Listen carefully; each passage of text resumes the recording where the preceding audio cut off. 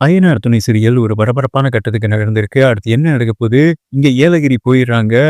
மனம் வந்துட்டு கவலையா இருக்கு. நம்ம போயிரலாம். ஆனா இது வந்துட்டு சோழனோட ஐடியாஸ் தாங்க. எங்கேயாவது போய் நம்மால வந்துட்டு கரெக்ட் பண்ணிர்லாம். அந்த முடிவுல தான் வந்துட்டு கூட்டிட்டு போறாரு. அண்ணன் தம்பிகள வந்துட்டு என்னங்க சொல்றது? அப்படியே உருட்டி சம்மதம் தெரிவிக்க வச்சுர்றாருன்னு வைங்களேன். இந்த செலவ வந்துட்டு நான் ஏத்துக்கிறேன். இதெல்லாம் வந்துட்டு சொல்லுங்கடா. அப்பதான்டா நிலா வந்துட்டு என் மேல வந்துட்டு இம்ப்ரெஸ் ஆகும் அப்படின்னு சொல்லிட்டு தம்பிகள் அனைவருமே ஓகே பண்றாங்க. அண்ணனுமே வந்துட்டு ஓகே பண்றாருன்னு வைங்களேன் சரின்னு. இதே மாரி அதாவது நிலாவோட குடும்பமும் ஏலகிரிக்கு வராங்க. இதுல ஒரு மிகப்பெரிய ட்விஸ்ட் என்னன்னா, 2 பேருமே ஒரே ரூம்ல வந்துட்டு தங்குற மாரி சூழல் அமையுதுங்க. அங்க தான் அதாவது இந்த டூர் வந்துட்டு சிறப்பா முடியும்னு பார்த்தா, பரபரப்பா, பதற்றமா முடிஞ்சிருக்கு என்று தாங்க சொல்லணும். சோழனோட நம்ம பொண்ணு வந்துட்டு சந்தோஷமா இருக்கிறது இவங்கனால ஏத்துக்கிறவே முடியல. ஏன்னா, அவங்க அப்பா வந்துட்டு தான் புள்ள இல்லைன்னு ரொம்ப கவலையில இருக்காரு மனோகரு. அண்ட் தேனுமே உங்க குடும்பமே இந்த சூழல்ல நிலாவ பாக்க அது இவிங்களோட இந்த பிச்சைக்கார பயலுக குடும்பத்தோட இருக்கிறத பாக்க அந்த தாஸுக்கு வந்துட்டு கோவம் வருதுங்க நிலாவோட அண்ணனுக்கு. கை நீட்டி அடிக்கவே போயிறான். பிச்சைக்காரங்களா உங்களுக்கு வந்துட்டு இவ்வளோ பெரிய இட வீட்டு பொண்ணு கேட்குதேன்டா சோழன வந்துட்டு அடிக்க ஆரம்பிக்கிறாரு. அவங்க அப்பா மனோகர் சொல்றாரு. அவர் தான் தூண்டி விடுறாரு. இங்க வந்தாவது நிம்மதியா இருக்கும்னு பார்த்தேன். இங்கேயும் இவள பார்க்குறேன். இவள பார்க்குறதுக்கு கூட எனக்கு பொறுத்துக்கலாம் போல இருக்கு. ஆனா இவிங்களோட திரியிறா பாரு. என்னால பொறுத்துக்கிறவே முடியலடா. உண்மையிலேயே உங்க அப்பாவுக்கு ஹார்ட் அட்டாக் வந்து இங்கேயே இறந்துருவேன் போல இருக்குன்னு மனோகர் வந்துட்டு கஷ்டப்பட, இவனுக்கு மகனுக்கு வந்துட்டு கோவம் வந்துருதுங்க. அந்த தடிமாடுக்கு. அந்த தடிமாடு தாசு பைய போட்டு சோழன அடிக்க ஆரம்பிக்கிறான்.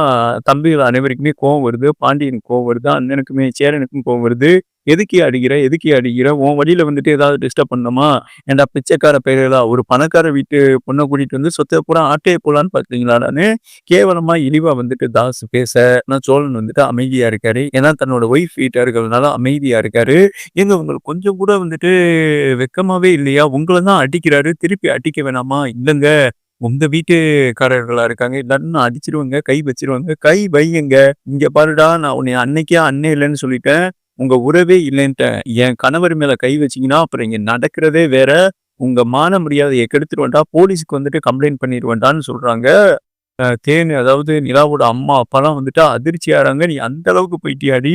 உங்க அப்பாவ விட நேத்து வந்தவைங்க உனக்கு பெருசா போயிட்டாங்களா? எனக்கு அவர் தான் எல்லாமே. அவர் தான் என்னோட கணவரு. அவர் தான் என்னோட புருஷன்.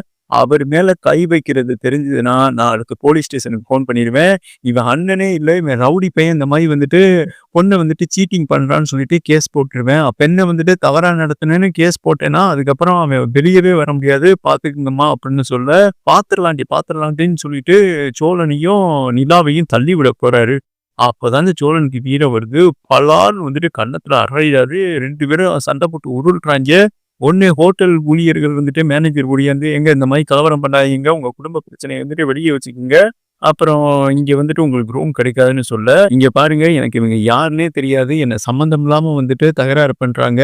என் கணவரையும் அடிக்கிறாங்க. போலீஸ்ல வந்துட்டு நீங்க புகார் குடுங்கன்னு" சொல்ல, உடனே தேனு வந்துட்டு, "என்னம்மா சொல்ற? புத்தி கெட்டத்தனமா தான் சொல்றியா?" "இல்லங்க சார். அதாவது இந்த பொண்ணோட அம்மா, அப்பா தான் சார் நாங்க" அப்படின்னு சொன்னோனே, "எது வேணாலும் இருக்கட்டும். உங்க குடும்ப பிரச்சனை வந்துட்டு இங்க இருக்கக்கூடாது. சைலன்ட்டா இருக்கணும். இல்லாட்டினா வந்துட்டு காலி பண்ணிருங்க" அப்படின்னு சொன்னோனே, அதுக்கப்புறம் தேனு வந்த இடத்துல வந்துட்டு நிம்மதியா வந்திருக்கோம். நம்ம வேணா வேற ரூமுக்கு போயிருவோமே அப்படின்னு சொல்ல, தாசு "நம்ம எதுக்கு பயந்துகிட்டு போணும்?" அப்படின்னு கொந்தளிக்கிறான். "டேய் விட்றா. நம்ம பொறுமையா போயிருவோம்டா. அப்பா வந்துட்டு ஆல்ரெடி உடல்நிலை சரியில்லாம இருக்கார்றா" அப்படின்னு சொன்னோனே, தாசு வந்துட்டு அமைதியாயிறாரு. "அம்மா பாத்தீங்களாம்மா? நேத்து வந்தவன் நம்மள வந்துட்டு தூக்கி எறியிறா. ஆமா, நீங்க சர்டிஃபிகேட்ட வந்துட்டு கிழிச்சு தூக்கி போட்டீங்களேடா! அதோட உங்க உறவு வந்துட்டு முடிஞ்சுடா. எனக்கு இவர் தான்டா சர்டிஃபிகேட் எடுத்து குடுத்துருக்காரு. என்னோட கணவர்டா. என்னோட கணவர் தான்டா எனக்கு எல்லாமே" அப்படின்னு சொன்னோனே, நம்ம இந்த உலகத்துல தான் இருக்கமா? அப்படின்னு சோழன் வந்துட்டு கிள்ளி கிள்ளி பார்க்குறாரு. நம்ம மேல இவ்வளோ பாசமா நம்ம டார்வின்க்கு நம்ம வந்தது சிறப்பா நடந்துருச்சு. இந்த ரணகளத்திலேயும் சோழனுக்கு வந்துட்டு குதூகலம் கேட்கிறது என்றே சொல்லாங்க. அதுக்கப்புறம் பார்த்தீங்கன்னா, அவருக்கு அப்படியே இதயத்துல பட்டாம்பூச்சி பறக்குது.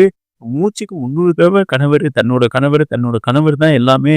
பெத்த வீட்டையே தூக்கி எறிஞ்சிட்டாளே! செம்ம டார்லிங் அப்படின்னு மனசுக்குள்ளேயே நினைச்சுக்கிட்டு செம்ம ஹாப்பி ஆகுறாரு. சேரன், பல்லவன், பாண்டியன் அனைவருமே பார்த்தீங்கன்னா, நம்ம தம்பிக்கு சப்போர்ட்டா நிக்கிறாங்களே நிலா அப்படின்னு சொல்லிட்டு செம்ம ஹாப்பி ஆகுறாங்க. சேரனும் சொல்றாரு, விடுமா.